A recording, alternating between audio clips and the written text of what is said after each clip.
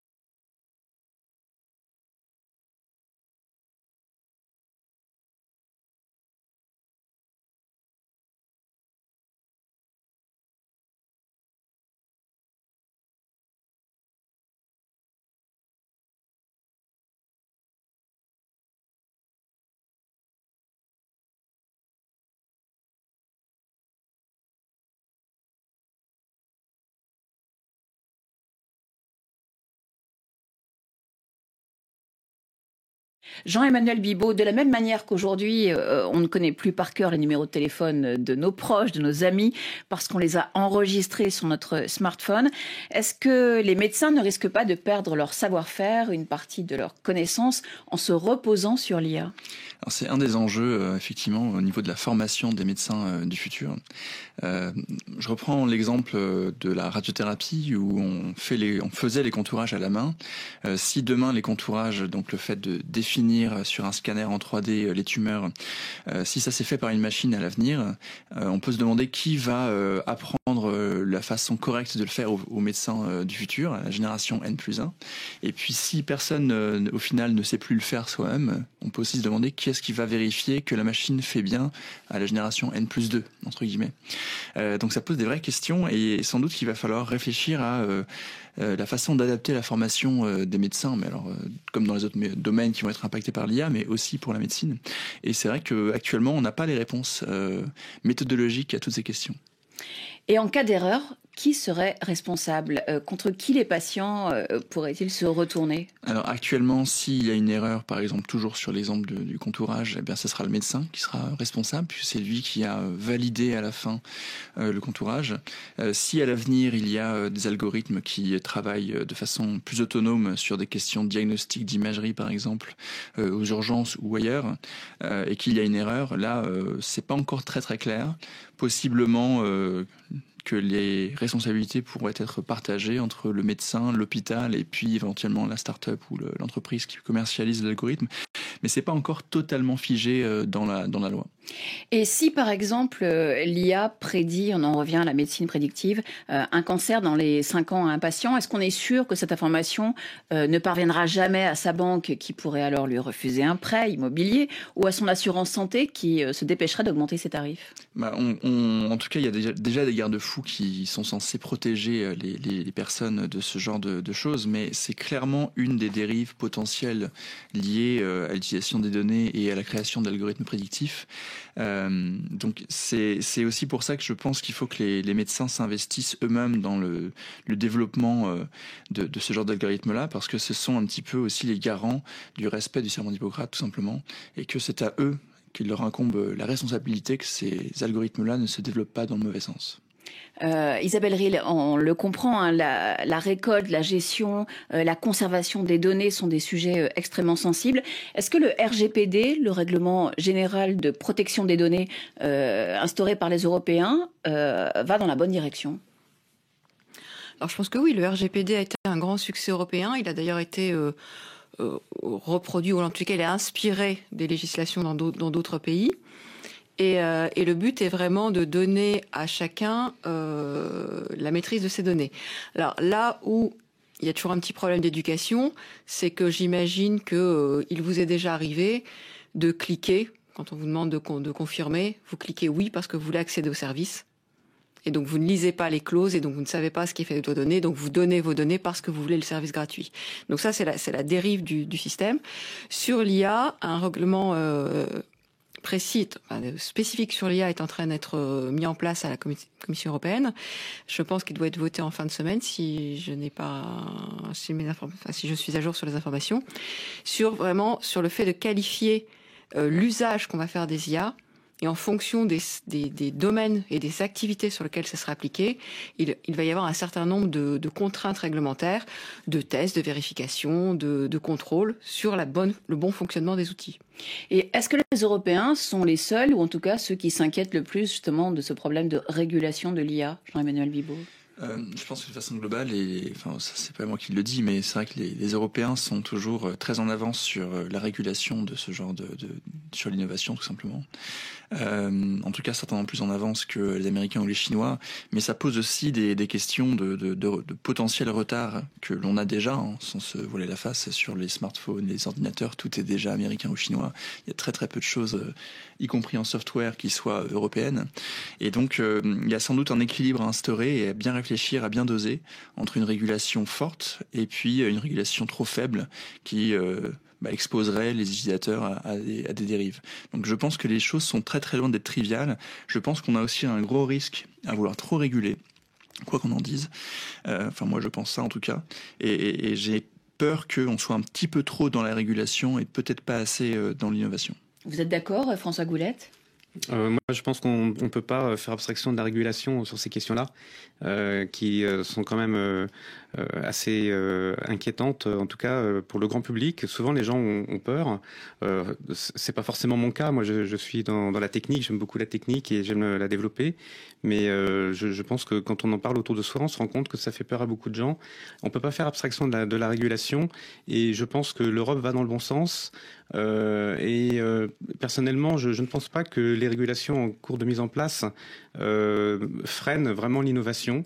Je pense qu'elles sont nécessaires. Je prendrai une comparaison. Imaginez le développement de l'automobile au début du XXe siècle. Imaginez qu'on ait voulu développer l'automobile sans mettre en place des règles de code de la route. Ça aurait été une catastrophe. Je pense que c'est un petit peu du même ordre.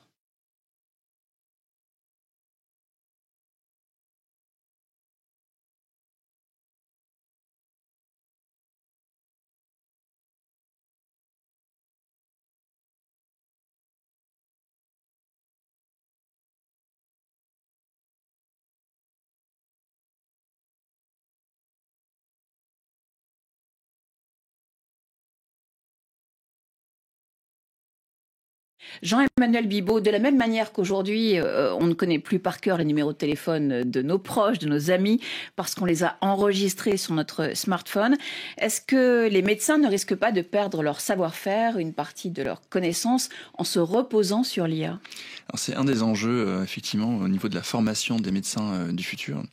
Je reprends l'exemple de la radiothérapie où on faisait les contourages à la main. Si demain les contourages, donc le fait de définir sur un scanner en 3D les tumeurs, si ça s'est fait par une machine à l'avenir, on peut se demander qui va apprendre la façon correcte de le faire aux médecins du futur, à la génération N+1. Et puis si personne au final ne sait plus le faire soi-même, on peut aussi se demander qui est-ce qui va vérifier que la machine fait bien à la génération N+2, entre guillemets.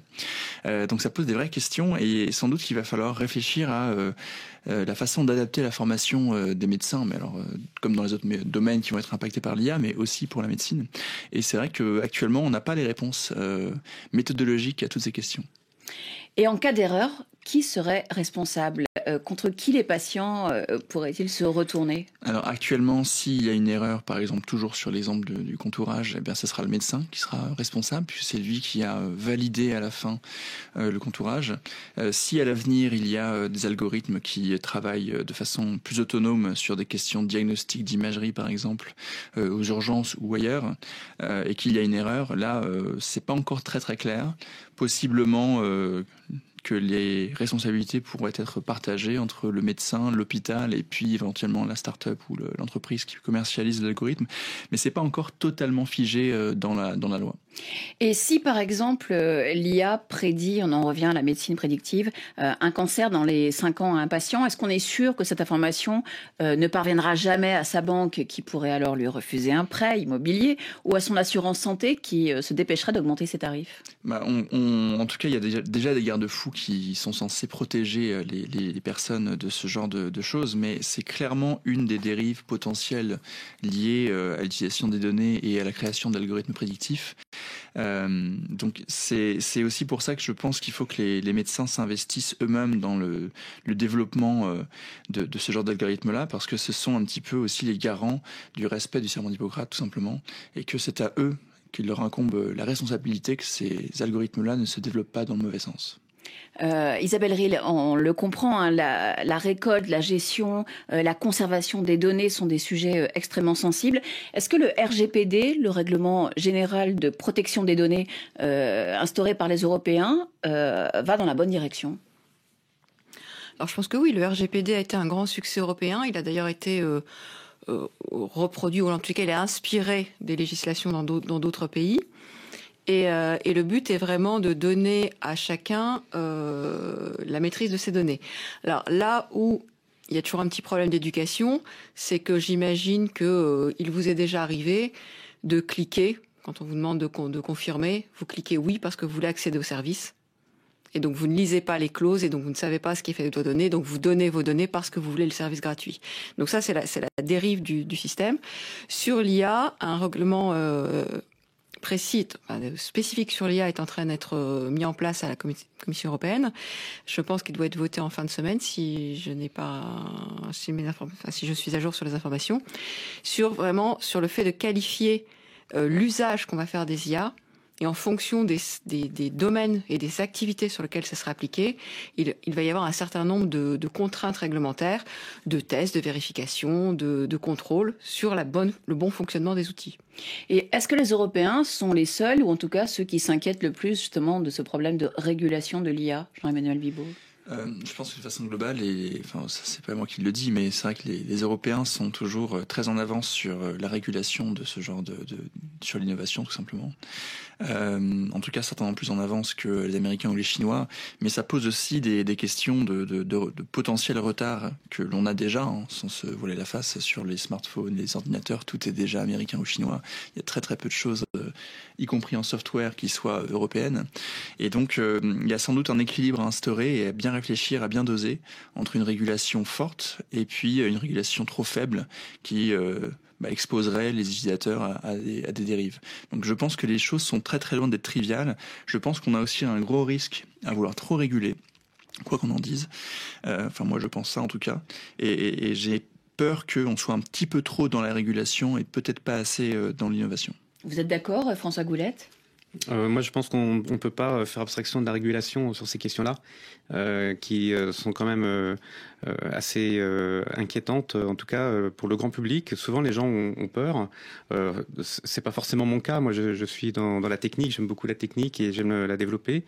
Mais je pense que quand on en parle autour de soi, on se rend compte que ça fait peur à beaucoup de gens. On peut pas faire abstraction de la régulation. Et je pense que l'Europe va dans le bon sens.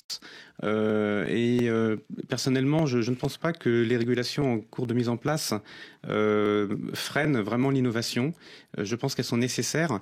Je prendrai une comparaison. Imaginez le développement de l'automobile au début du XXe siècle. Imaginez qu'on ait voulu développer l'automobile sans mettre en place des règles de code de la route. Ça aurait été une catastrophe. Je pense que c'est un petit peu du même ordre.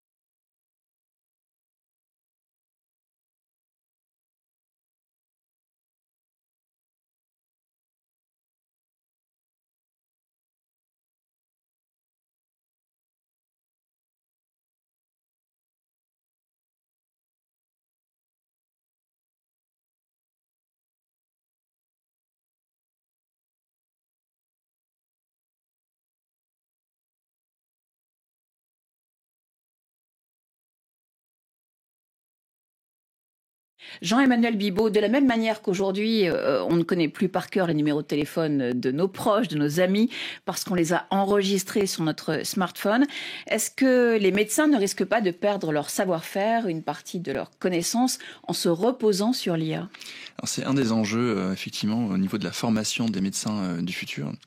Je reprends l'exemple de la radiothérapie où on faisait les contourages à la main. Si demain les contourages, donc le fait de définir sur un scanner en 3D les tumeurs, si ça s'est fait par une machine à l'avenir, on peut se demander qui va apprendre la façon correcte de le faire aux médecins du futur, à la génération N+1. Et puis si personne au final ne sait plus le faire soi-même, on peut aussi se demander qui est-ce qui va vérifier que la machine fait bien à la génération N+2, entre guillemets. Donc ça pose des vraies questions et sans doute qu'il va falloir réfléchir à la façon d'adapter la formation des médecins, mais alors comme dans les autres domaines qui vont être impactés par l'IA, mais aussi pour la médecine. Et c'est vrai qu'actuellement, on n'a pas les réponses méthodologiques à toutes ces questions. Et en cas d'erreur, qui serait responsable ? Contre qui les patients pourraient-ils se retourner ? Alors actuellement, s'il y a une erreur, par exemple, toujours sur l'exemple du contourage, eh bien, ce sera le médecin qui sera responsable, puisque c'est lui qui a validé à la fin le contourage. Si à l'avenir, il y a des algorithmes qui travaillent de façon plus autonome sur des questions de diagnostic, d'imagerie, par exemple, aux urgences ou ailleurs, et qu'il y a une erreur, là, c'est pas encore très très clair. Possiblement que les responsabilités pourraient être partagées entre le médecin, l'hôpital et puis éventuellement la start-up ou l'entreprise qui commercialise l'algorithme. Mais c'est pas encore totalement figé dans la loi. Et si, par exemple, l'IA prédit, on en revient à la médecine prédictive, un cancer dans les 5 ans à un patient, est-ce qu'on est sûr que cette information ne parviendra jamais à sa banque qui pourrait alors lui refuser un prêt immobilier ou à son assurance santé qui se dépêcherait d'augmenter ses tarifs ? En tout cas, il y a déjà des garde-fous qui sont censés protéger les personnes de ce genre de choses, mais c'est clairement une des dérives potentielles liées à l'utilisation des données et à la création d'algorithmes prédictifs. Donc c'est aussi pour ça que je pense qu'il faut que les médecins s'investissent eux-mêmes dans le développement de ce genre d'algorithme-là, parce que ce sont un petit peu aussi les garants du respect du serment d'Hippocrate, tout simplement, et que c'est à eux qu'il leur incombe la responsabilité que ces algorithmes-là ne se développent pas dans le mauvais sens. Isabelle Ril, on le comprend, hein, la récolte, la gestion, la conservation des données sont des sujets extrêmement sensibles. Est-ce que le RGPD, le règlement général de protection des données instauré par les Européens, va dans la bonne direction ? Alors je pense que oui, le RGPD a été un grand succès européen. Il a d'ailleurs été reproduit, ou en tout cas il a inspiré des législations dans d'autres pays. Et le but est vraiment de donner à chacun la maîtrise de ces données. Alors là où il y a toujours un petit problème d'éducation, c'est que j'imagine que il vous est déjà arrivé de cliquer, quand on vous demande de confirmer, vous cliquez oui parce que vous voulez accéder au service. Et donc vous ne lisez pas les clauses et donc vous ne savez pas ce qui est fait de vos données, donc vous donnez vos données parce que vous voulez le service gratuit. Donc ça c'est la dérive du système. Sur l'IA, un règlement précis, spécifique sur l'IA est en train d'être mis en place à la Commission européenne. Je pense qu'il doit être voté en fin de semaine si je suis à jour sur les informations, sur le fait de qualifier l'usage qu'on va faire des IA. Et en fonction des domaines et des activités sur lesquelles ça sera appliqué, il va y avoir un certain nombre de contraintes réglementaires, de tests, de vérification, de contrôle sur le bon fonctionnement des outils. Et est-ce que les Européens sont les seuls, ou en tout cas ceux qui s'inquiètent le plus justement de ce problème de régulation de l'IA, Jean-Emmanuel Bibaud ? Je pense que de façon globale, ça c'est pas moi qui le dis, mais c'est vrai que les Européens sont toujours très en avance sur la régulation de ce genre sur l'innovation tout simplement. En tout cas, certainement plus en avance que les Américains ou les Chinois, mais ça pose aussi des questions de potentiel retard que l'on a déjà, sans se voiler la face, sur les smartphones, les ordinateurs, tout est déjà américain ou chinois. Il y a très très peu de choses, y compris en software, qui soient européennes. Et donc, il y a sans doute un équilibre à instaurer et à bien réfléchir, à bien doser entre une régulation forte et puis une régulation trop faible qui exposerait les utilisateurs à des dérives. Donc je pense que les choses sont très très loin d'être triviales. Je pense qu'on a aussi un gros risque à vouloir trop réguler, quoi qu'on en dise. Moi je pense ça en tout cas. Et j'ai peur qu'on soit un petit peu trop dans la régulation et peut-être pas assez dans l'innovation. Vous êtes d'accord, François Goulette ? Moi, je pense qu'on ne peut pas faire abstraction de la régulation sur ces questions-là, qui sont quand même assez inquiétantes, en tout cas pour le grand public. Souvent, les gens ont peur. C'est pas forcément mon cas. Moi, je suis dans la technique. J'aime beaucoup la technique et j'aime la développer. Mais je pense que quand on en parle autour de soi, on se rend compte que ça fait peur à beaucoup de gens. On peut pas faire abstraction de la régulation. Et je pense que l'Europe va dans le bon sens. Personnellement, je ne pense pas que les régulations en cours de mise en place freinent vraiment l'innovation. Je pense qu'elles sont nécessaires. Je prendrai une comparaison. Imaginez le développement de l'automobile au début du XXe siècle. Imaginez qu'on ait voulu développer l'automobile sans mettre en place des règles de code de la route. Ça aurait été une catastrophe. Je pense que c'est un petit peu du